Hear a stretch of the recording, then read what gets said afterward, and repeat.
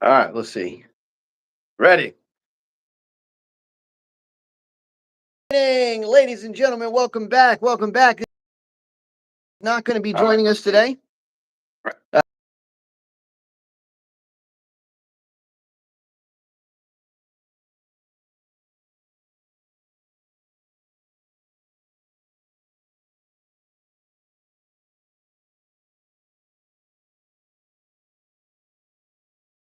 my my tracker. Today we're going to be talking about the Minnesota Somalian fraud scheme.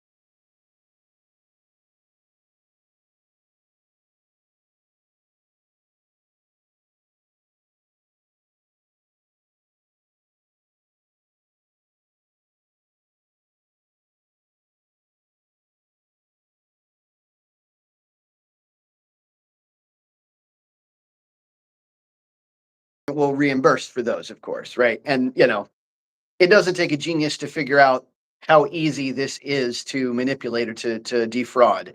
So that's the primary one that they've found so far. But there are others, of course, using the Housing Assistance Fund. They basically fabricated addresses that needed assistance.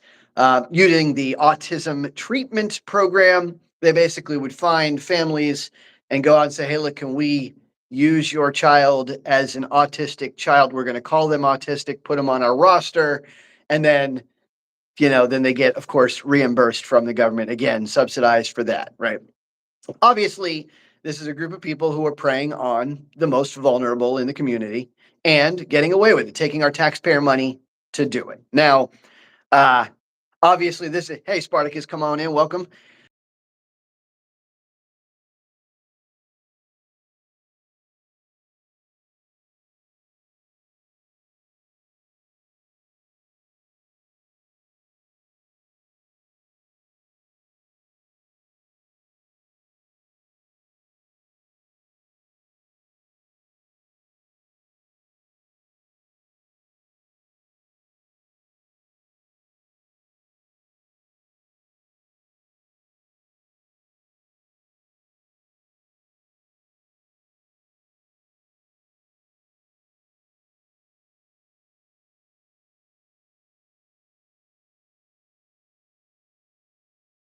Example because it shows very clearly how easy it is to find corruption in it. I mean, sorry, to not find corruption. How easy it is to have corruption in it. How hard it is to find it because the bigger the engine, the easier it is to mask. Right.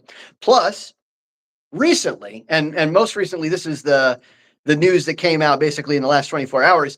There's been a lot of evidence showing that people in these fraudulent programs, people who are initiating these fraudulent programs, were also tied in politically, right? So there was this picture of this guy, what's his name? Abdul Fahir Ibrahim. I hope I'm pronouncing that right. But anyway, obviously he was seen, in the political game, right? He was taking pictures with Tim Walz, with Ilhan Omar, with, a lot of the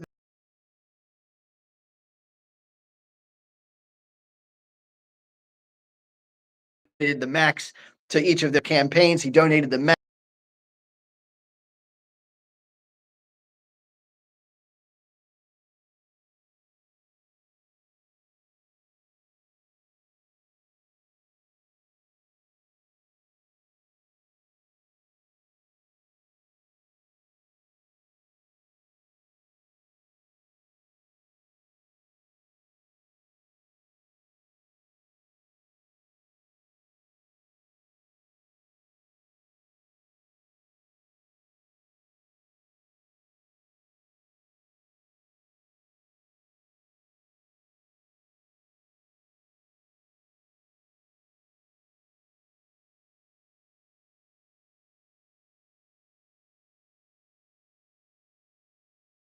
the money out of politics. We didn't let everyone out. Yeah, you know what? I want to apologize to everybody. I am having trouble with my connection. I hope you know what I'm going to try to do? I'm going to try to reset this real quick and see if I can come back.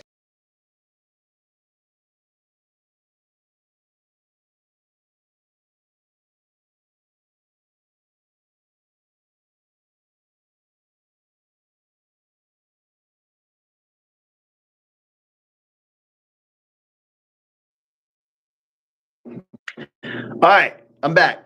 I'm hoping this is better. I'm hoping it's clearer. Uh, I'm hoping that you guys can see me. I'm hoping I'm not choppy anymore. But yeah, there's a big storm, and it's cutting into my power and my internet. So hopefully we are able to continue without further interruption. But yeah, so this is a tangent. I feel like we should get money out of politics altogether. I feel like if we didn't have this system where, you could donate. I don't mind individual donations.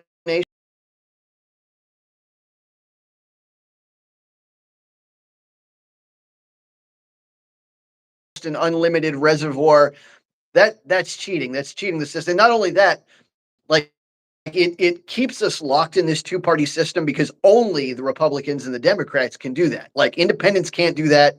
Libertarians can't do. For those of you who don't know, I'm actually registered libertarian, right? So that's basically we'll never win. Democrats can funnel this ridiculous amount of money through these PACs back into the general party, right? And so, like, even if you're not donating to that individual candidate, which is where the donation should be going, right? If you like a particular candidate, yeah, I am a veteran, Carl. I am ex-Navy, and so yeah, even if you don't donate money into that particular candidate, if you donate it through these PACs into the party, there's basically an unending reservoir that you can throw in there, and they can just divvy it up how they see appropriate. And that's ridiculous to me. But anyway, that would solve a lot of these problems, right? Because then you wouldn't have people that are able to, kind of cozy up to the Democrat Party or the Republicans, because it happens on both sides. I guarantee it, right? Just because the Democrats are in the spotlight right now because they're the ones that are caught red-handed. But I guarantee you, this happens in politics everywhere, right? And so, in this situation, you have people that are kind of cozying up to the Democratic wing. They cozy up to Tim Walz. They cozy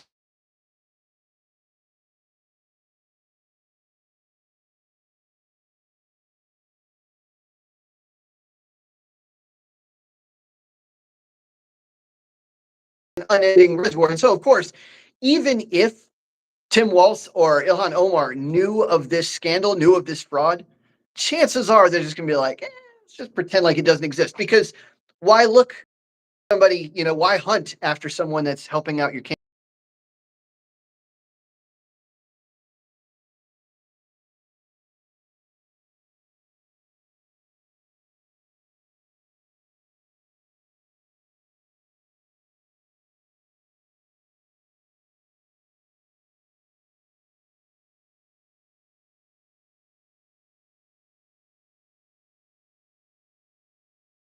Talk about the spin here.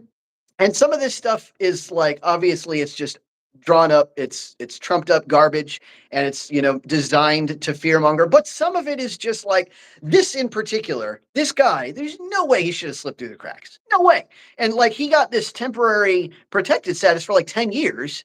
And there's no way he should have gotten it. He wasn't eligible, and he was literally a convicted felon. I mean, I don't know. I don't know how you can get just commit fraud everywhere you go, and then still people let you in. This is where for Democrats, for those of y'all out there who are listening, this is the complaint, the true complaint that Republicans have, that people on the right have, is if we're not vetting people as they come in, then this is going to continue to happen. And it's like, do you care that it happens? Is it no big deal that I don't know.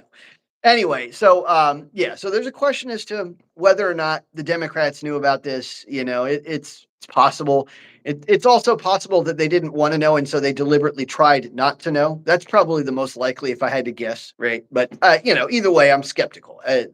This is definitely a situation that brings skepticism to it. So this is. I just want to say though, this is why we can't rely on these giant bureaucracies.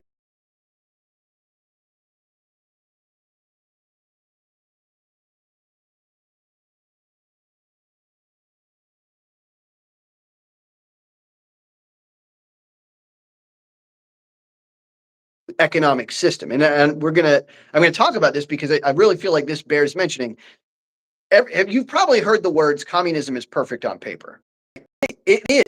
Most economic systems, as they're drawn up, if everyone does exactly what they're supposed to do, and there's no corruption, and there's no tyranny, and there's no any of that, there's no greed, there's no one messing with the system, then yeah, those systems are going to work flawlessly because you've designed them to look flawlessly on paper, right? It's easy to make a flawless system on paper operate flawlessly if it does exactly what you say it's going to do, right? And capitalism, by the way, can do the same thing, right? If you have capitalism operate as perfectly as it's designed on paper, then it will never have any problems. But now, capitalism is unique among all the other economic systems in that it assumes this kind of greed will take place, right? Every other system assumes it won't, and then if you ever implement it and greed happens, and greed is inevitable. By the way, guys, greed is just that's just a basic human trait, right? Like literally, there is no such thing as essentially as a human without greed, except for maybe Jesus Christ. Like so everyone else is going to be greedy. Someone is going to game the system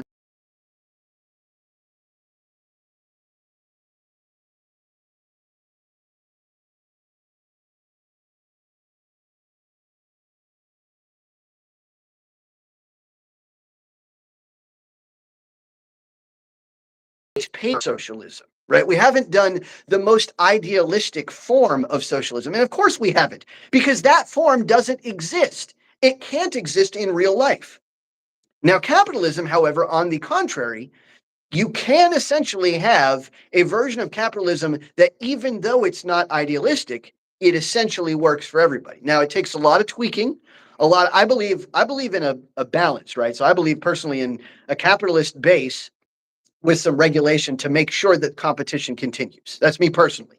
But I'm not saying anybody else has to believe in that system. But that's how I think things should work, right? So you keep the free market active, you keep competition active. The only thing you want to watch out for is, runaway power. You want to watch out for somebody who gets a monopoly and just soars off into the distance. I think the free market can be taken advantage of. But capitalism assumes this kind of greed takes place all the time. And so if this was a private corporation, right, instead of the government doesn't care. Nobody in the government, nobody from the top down, from Tim Walz, who's getting his pockets lined, to Ilhan Omar, to any of the other, state level Democrats, to the people who are running the bureaucracy, to like none of them care if the system is defrauded. No one can, because it doesn't affect them. But if this was a private entity, you better believe they would be checking to see if someone is stealing their money, right? The only people who care about this are the taxpayers, the people whose money is actually being stolen, right? So, like, it says deport Israel. That would be, yeah, I'm not sure Ilhan Omar would be very welcome there, but it's be interesting to see. But yeah, this is why capitalism is a superior and and stay against it, right? None of the other systems do that. And part of the problem, right, when people discuss the difference between socialism and capitalism, and they're like, which one is a superior economic system? They're always showing you the idealistic version of socialism and comparing it to the practical version of capitalism, because we have practical examples of capitalism that have worked for a long time, semi-worked. Example like a system that's been relatively effective for a long, long time. But they're comparing it to a perfect system. They're comparing it to a system on paper that has not met any of the pragmatic difficulties that will audit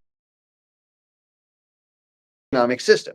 And so, yeah, obviously it's good. If you're comparing a rose to a rose with mud all over it, that's not apples to apples. You're basically comparing two different things that are not comparable. So anyway, this is why capitalism is superior. This is a big tangent. I'm sorry I went on that tangent, but this is also the Democrats' MO, and it bears mentioning that while all politicians are probably doing some kind of shady, fraudulent kind of stuff, right? I guarantee that that's just kind of like that's just par for the course when it comes to politics.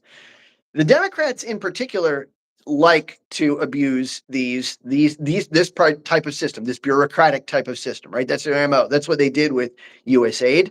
That's what they did with like Sam Bankman-Fried, who like, funneled a bunch of money away from people and then shuffled it right back into the Democratic Party, right? It's just their game, right? Soros has how many NGOs that he uses to like funnel money around.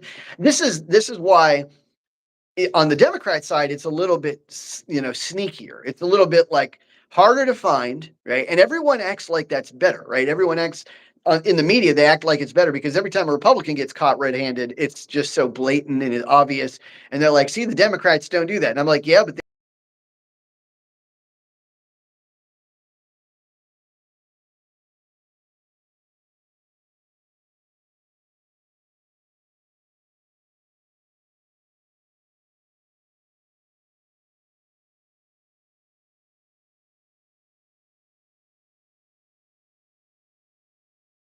taking advantage of the government or the government itself will do it.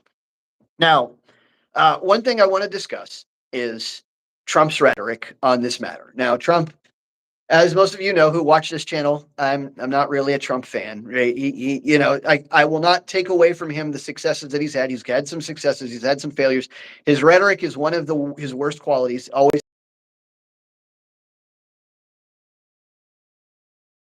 is garbage. Her friends are garbage. Blah blah blah blah blah. Right? And I just, me being a Christian, me being a man of faith, me being someone who believes that we ought to treat each other, with the golden rule, like for those, treat those who as you would like them to treat you, right? I feel like he could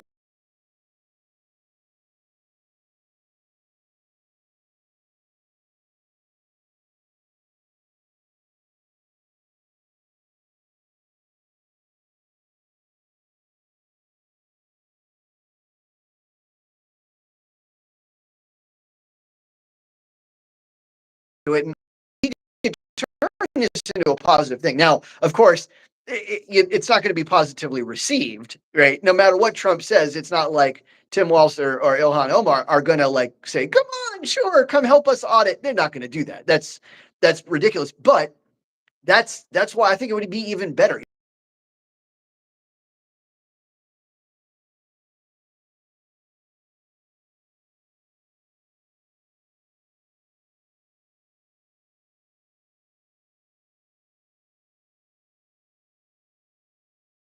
Which didn't even take much for Trump.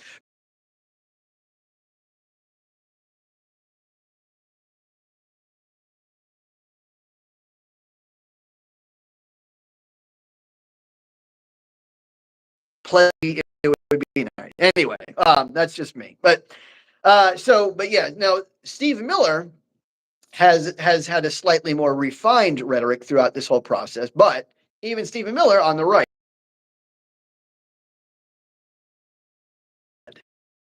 right? He used the word Somali a bunch of times, right? And that's the game on the right is to see, this is Somalian fraud. And the game is to paint this like it's an immigrant only issue. Now, in this case, it is. Right now, that doesn't mean it's always an immigrant only issue, right? This is just a kind of an isolated circumstance. But you say Somali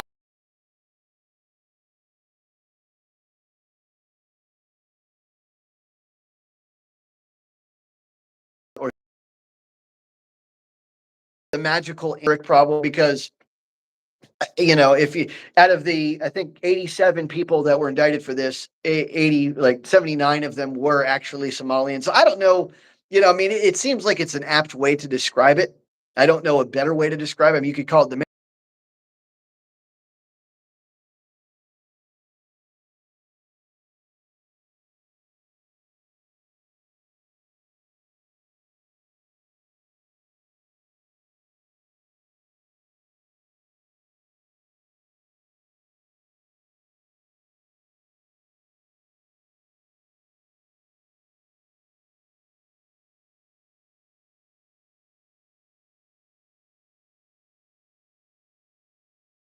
and it really bothers me that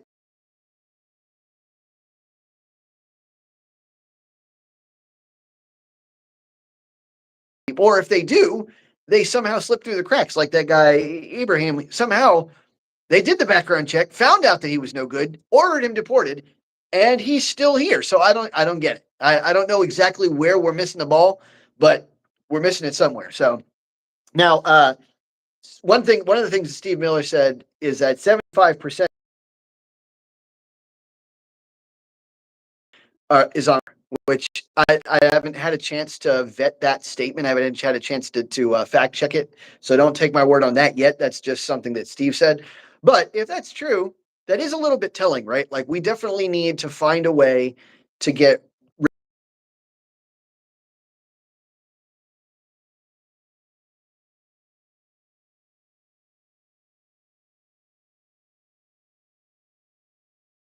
I don't particularly like the fact. Hey, Vicky, how you doing? Welcome aboard.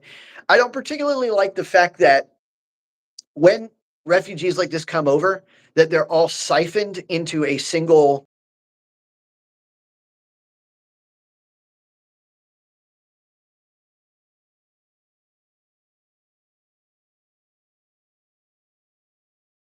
Family members who will come over and travel to the same area. I get that, but like, I don't understand why.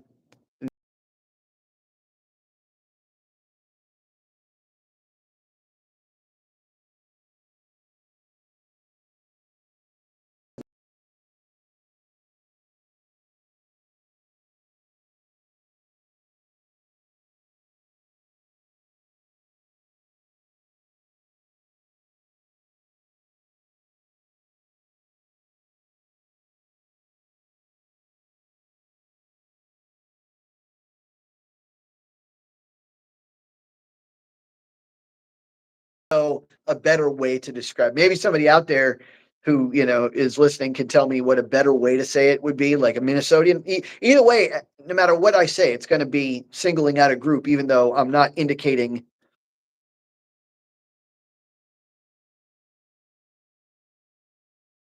with my connection. I don't know a good way to fix it. Yeah, you're definitely not alone. And that's unfortunate. I can try to. Yeah, I'm gonna try to reset it one more time. I don't know. I'm having there's a storm.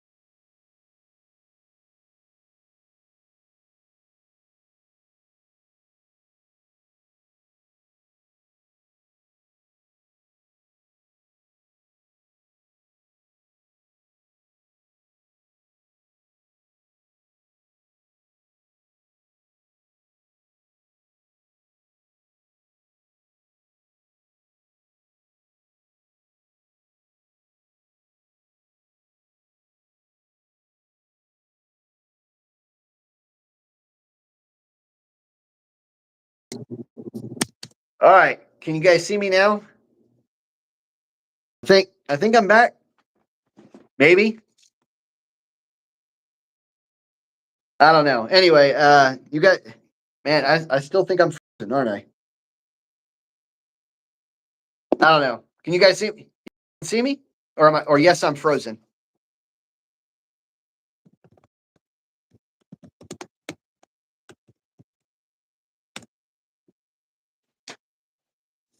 Yeah, I can't even tell. All right. Okay. Finally. So sorry. So sorry. Oh man. All right. So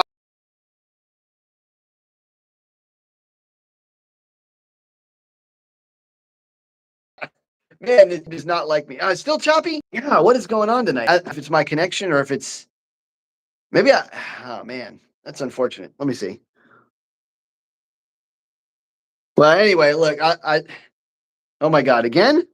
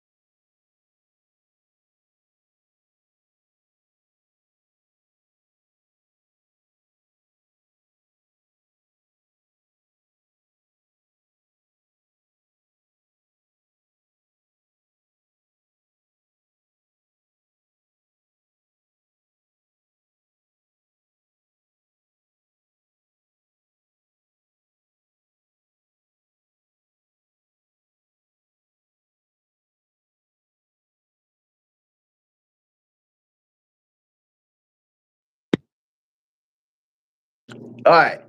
Am I back or am I still frozen? Can you guys see me? Testing, testing, 1, 2, 1, 2. Test, test. I think I'm still frozen. This is ridiculous. Am I back? You guys can see me? Woo! All right. Finally. All right. Wow. All that. I reset my router. Hopefully that helps. All right. Well, I don't know where I was. I don't know. I don't know how much you guys caught. Sorry for the whole thing.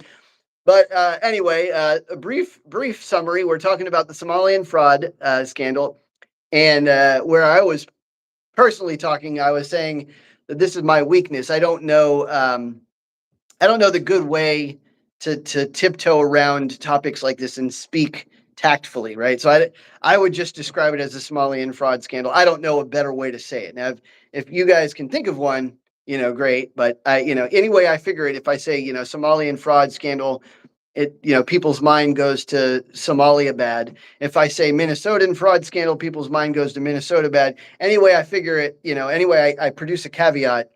People are going to take that and assign it to the group. Now, I want to be clear.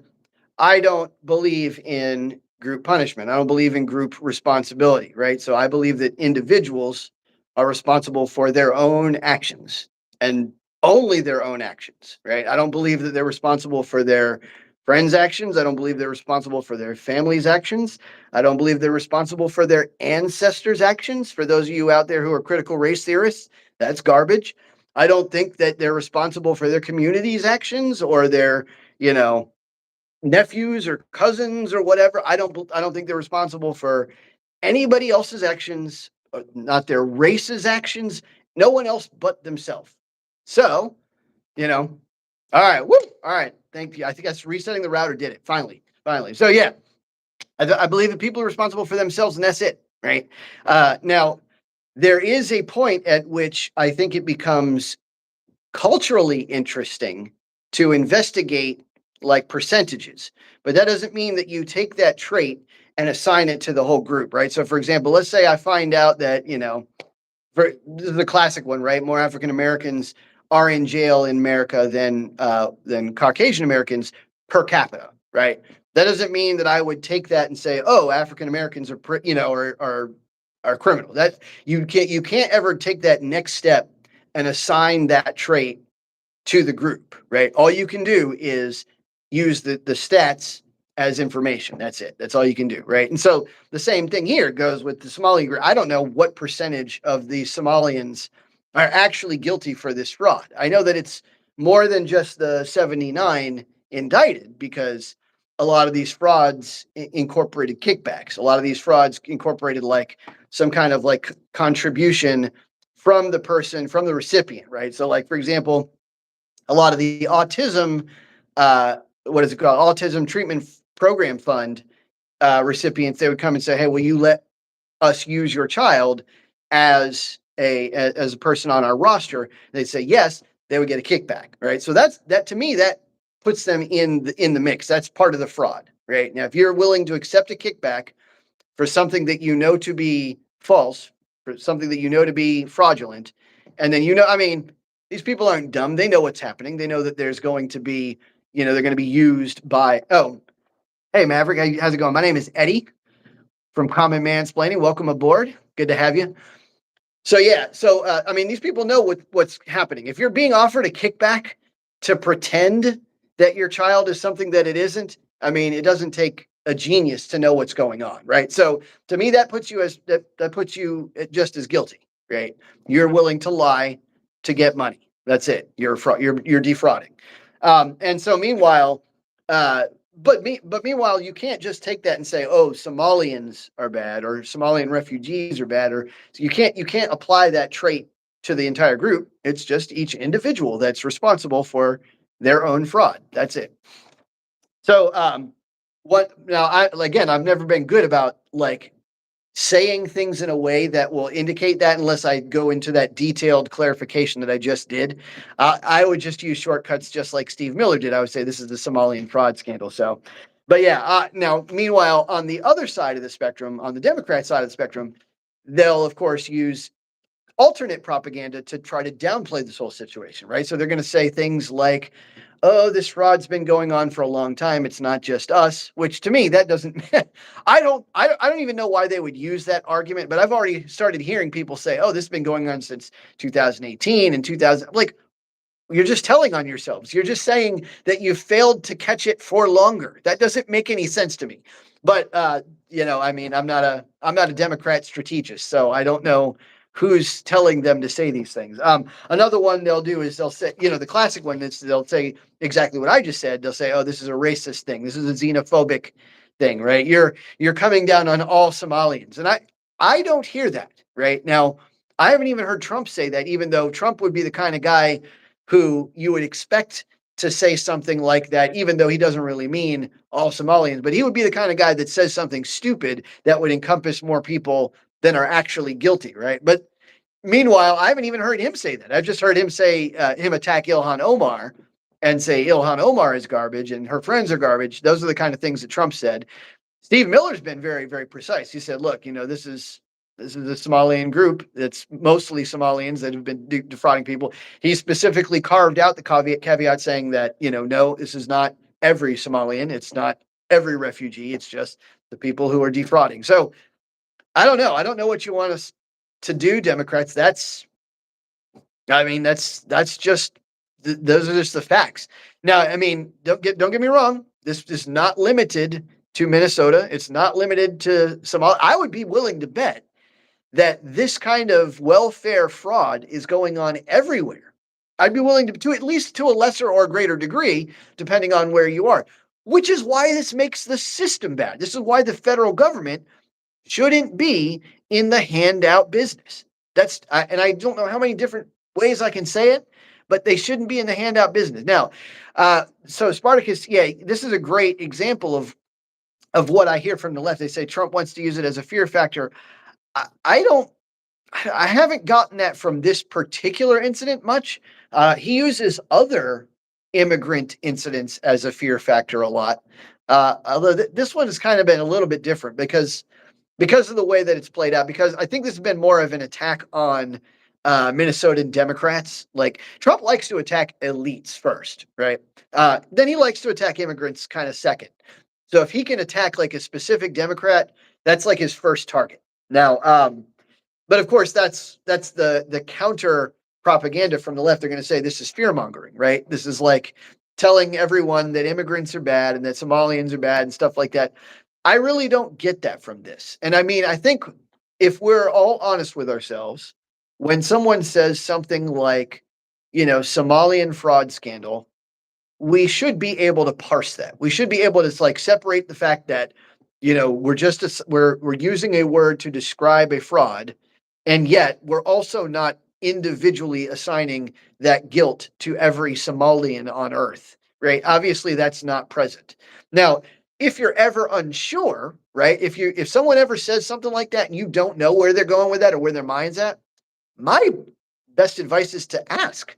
Right? Because I'm gonna be the first one to tell you, I say stupid stuff all the time that incorporates like, encompassing language like that, where I really should be more careful. But if you ever don't know what I'm saying, just ask me. Say, hey, look, what did you mean by that? Did you mean that Somalians are all? And I'd say, no, of course not, right? I would say, I believe in individual responsibility. And so you would learn, right? So if you ever have a question about what somebody means, just ask, right? And sometimes you won't be able to because they're, too far out of our social circle, like Trump. I'm not going to be able to ask him any questions until they invite me in common mansplaining into the press room, which I'd love to have happen someday, but we're a bit off from that. But yeah, meanwhile, if you ever have any questions about what somebody means by something, just ask them, right? That's easy. Now, so here's who we actually hold accountable. We hold the people who actually implemented this fraud scheme accountable. We hold the people who allowed it to happen as far as recipients are concerned, like anybody who they went to said, look, can we use your child? We'll give you $1,000 kickback. We hold them responsible. We hold the politicians responsible who basically turned a blind eye to this while they got their pockets lined. And we hold the investigators and the bureaucrats responsible, because it is somebody's job to investigate each case and say, oh, is this actually an autistic person? Let me follow up with the doctor who saw this person to see if they actually gave a report stating that this person is autistic and blah, blah, blah, blah, blah, and what their treatment schedule is. And there are people that are supposed to check up on these things, and they didn't. They obviously didn't look into this. And then lastly, we hold the people responsible who failed to vet the illegal immigrants that are part of this scandal coming in and the immigrants who are part of this scandal coming in, because a lot of them do have previous records that we could have just easily caught this whole thing, right? So that's who we hold responsible. I think that ultimately, this is going to be a game where both sides are just yelling at each other, and one side is trying to make it to be into a bigger thing than it is, right? Like Spartacus said, they're going to try to use it as oh no, immigrants are bad and we should try to deport all immigrants and all Somalians and blah, blah, blah. Here's one thing that really bothers me on the right. Everybody keeps on saying deport Ilhan Omar, right? They basically attack her in specific. And now, don't get me wrong. I think Ilhan Omar is a complete and utter moron, right? I abhor her as a politician, right? But I mean, I don't know if unless she's directly involved in a fraud scheme like this, like unless she's has personal knowledge of it and got involved and implemented part of it, we really don't have the right to deport her, right? Just vote her out of office, right? Because she's obviously not a good candidate. She's not even a very good Democrat candidate, right? And that's a different bar, right? I don't put the bar very high for Democrats, but I mean, yeah, exactly, Spartacus. I don't agree with her, but she's an American citizen. She belongs here. She wishes to be here. I do wish that she had America's best interest at heart. It's clear that she doesn't. It's clear that she's more interested in Somalia's interest than in America's interest, which I think to a measure is seditious, but I don't think it's criminal. I don't think it's quite at that level. But I mean, I'm not a lawyer either, so don't take what I say with a huge grain of salt. So, yeah. But meanwhile, I hate that people say that. I hate people that take it a little bit too far because it makes the right look bad. It makes the right look like they're crazy and they are racist or something like that. Most of us on the right aren't. Most of us on the right are just concerned about the result of the situation. Like, here's one thing that bugs me too. Trump does do fear mongering with immigrants a lot, right? He does this thing where, and the right does it too. The media will bring a person out and they'll say, this was an illegal immigrant who was bad, who was a criminal, right? And therefore, right, the assumption is that everybody else who's an illegal immigrant is dangerous. Now, that's a bad assumption, right? Again, each individual is responsible for their own actions, all right? So if that one person's bad, that one person's bad, and that's all there is to it. That doesn't translate into, oh, you're in trouble because one person's bad, right? We got that one person. So that's it. One thing that people often fail to understand is there's a difference between numbers of crime and crime rate, right? And just having more immigrants here is going to increase the number of crimes committed. That's just because more people are here. But that doesn't mean that it's more dangerous for you. The crime rate may actually go down if the actual number of criminals is diluted, right? So it actually might be safer for you, even though the number of crimes increases. It's a kind of an advanced situation, but understand that could be the case. I'm not saying it is the case. It isn't always the case. One of the problems with illegal immigration and undocumented immigrants is that they're not documented, right? Like, we don't know if they are actually dangerous. That's the problem, right? That's the problem. We let them in and then we don't know if they're actually going to commit fraud in Minnesota. That's the problem. So Democrats, wake up. That's the problem. We need to vet them before we let them in the country. That's it. I don't understand why that's difficult. I really don't. I don't understand why anybody would argue against that. Yes, I realize that there's plenty of immigrants who are just coming over here and want to just work out their life and contribute to society and be good citizens. Great. Let them come over and do it the right way and be citizens. I don't have any problem with that. I love immigrants. My family's in it. You go back a few generations. My great grandfather came here from Italy. He was an immigrant. Right? But he did it the right way. He came through Ellis Island. He got his citizenship, right? Why can't everybody do that? I don't understand. It's not that difficult, right? And I get that people want to skip the process. Now, On the flip side of that, I'll happily say that the immigration system we have in America needs to be revamped, needs to be fixed, right? But meanwhile, that is not an excuse to not do things the right way. That is not an excuse to not follow the law. So let's see. Spartacus says Spartacus is a registered conservative Republican, has some libertarian views. Just couldn't roll with Trump after his first term. I voted Trump in 2016, didn't vote Trump in 20. It's funny. I was actually the opposite. I was skeptical of Trump in his first term, didn't vote for him. And even though I still don't really like him, he was just too much better than both Biden and Harris. So and Clinton even really, although I didn't vote at all in the 2016, but even in the 2020 and the 2024, especially with Kamala Harris was such a bad candidate that I just had to vote for Trump just to hope that she doesn't get in. And that's how bad. I mean, that should tell you something. When I don't like a candidate, but I'm voting for them just to keep the other one out, that's pretty rough, right? That's pretty rough. Kamala Harris had some ideas that I think would have decimated the country. She would have, especially her. Oh my God, she wanted to have capital gains tax on unrecognized income, like unrecognized gains. So like if you're a property value, rate is risen over the course of a year because of appreciation or inflation or something like that, then all of a sudden you'd have to pay taxes on that, even though you haven't like sold it and gotten any money for it. That would have bankrupted half of the business. I mean, anybody who owned a farm or a mine or had serious property value, the moment their property value goes up, then they have to pay, 15% of that. They would have to literally sell their property just to cover the taxes. That would be ridiculous. So she had some ideas that were just so detrimental to the country that they were, and the other ideas that she had were just Trump's ideas recycled. Like Trump would say, oh, no tax on Social Security, no tax on tips. And Kamala Harris would just repeat him, would just parrot him. So never mind. And never mind the fact that she could only say six things, six different lines that they had pre-approved by her strategist. She was just a terrible candidate. Literally one of the worst candidates I've ever seen for president in my life. So, but yeah, I'm not a big, but yeah, I'll be the first one to tell you I'm not a big Trump fan. My co-host Christian, if he were here, is a more in line with Trump. He's more in line with the whole populist theory.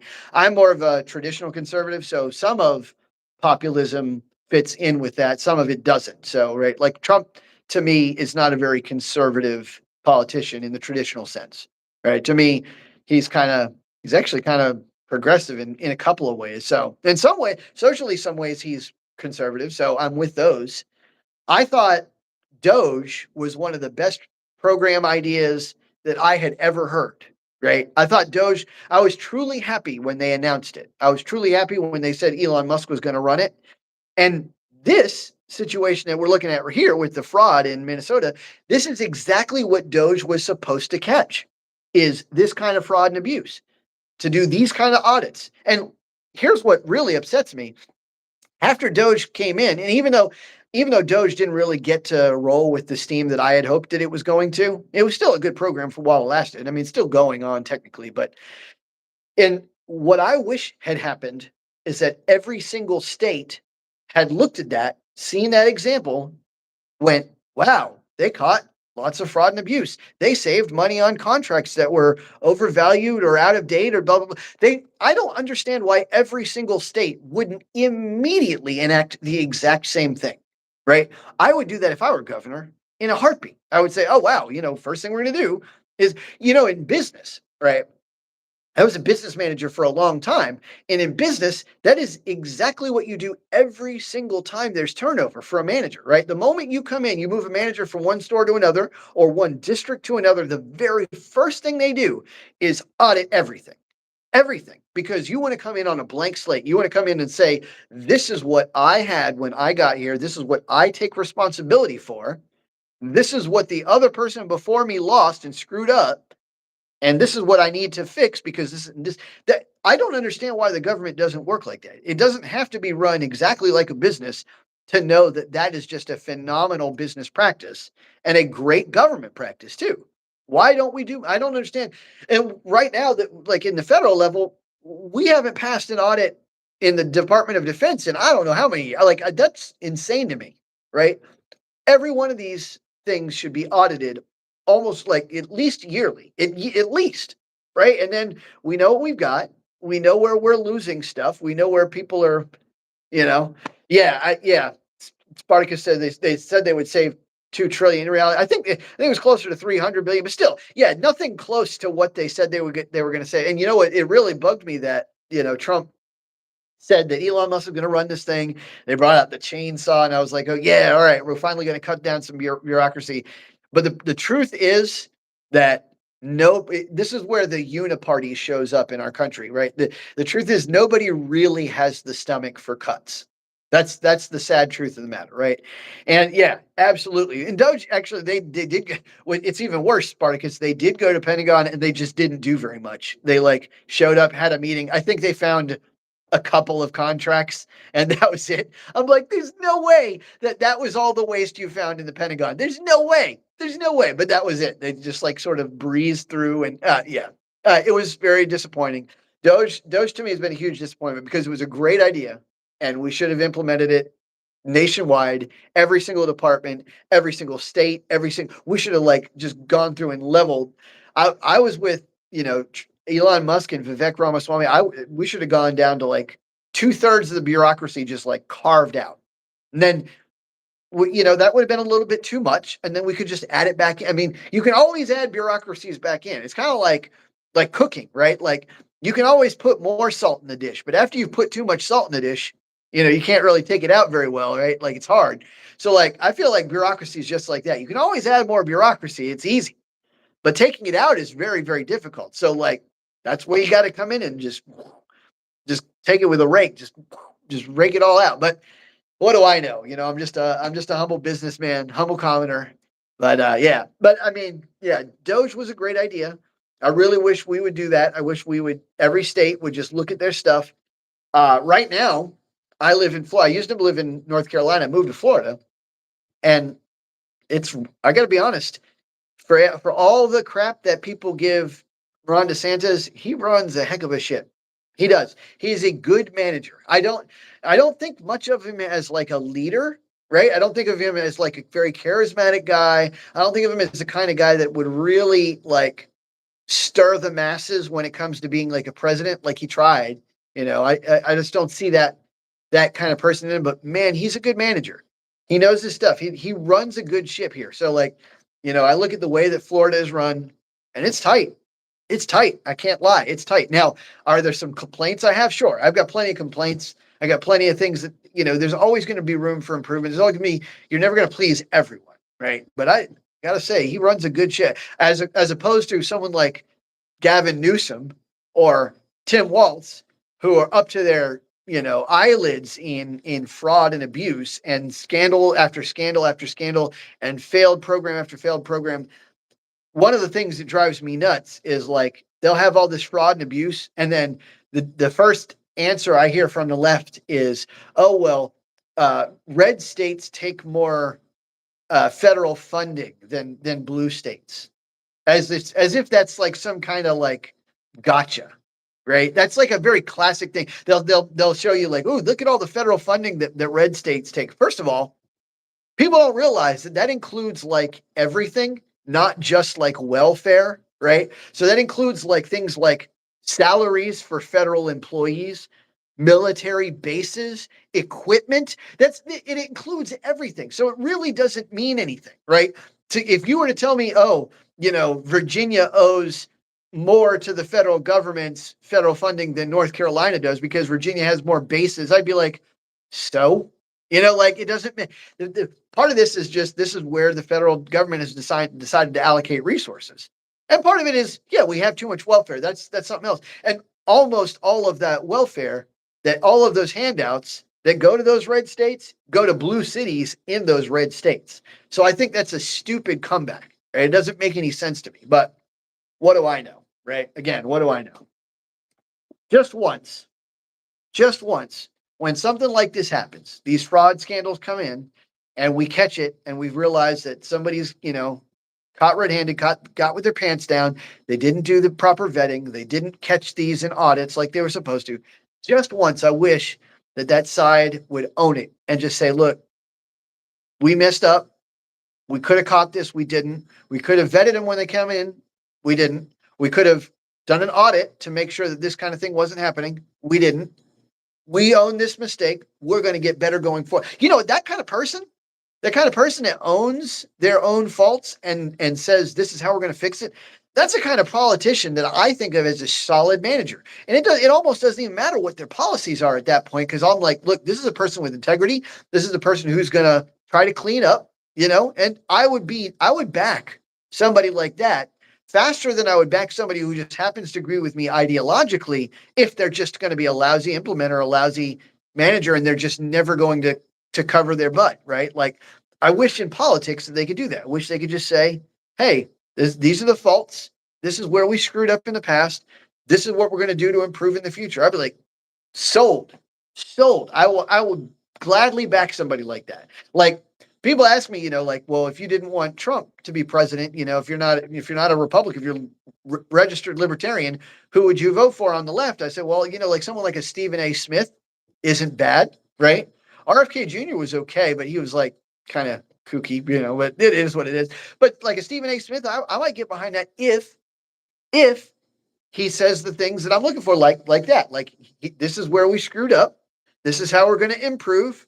If he can own his own responsibilities and then move forward, I'd be like, yes, that's exactly the kind of person. Kamala Harris couldn't do that, right?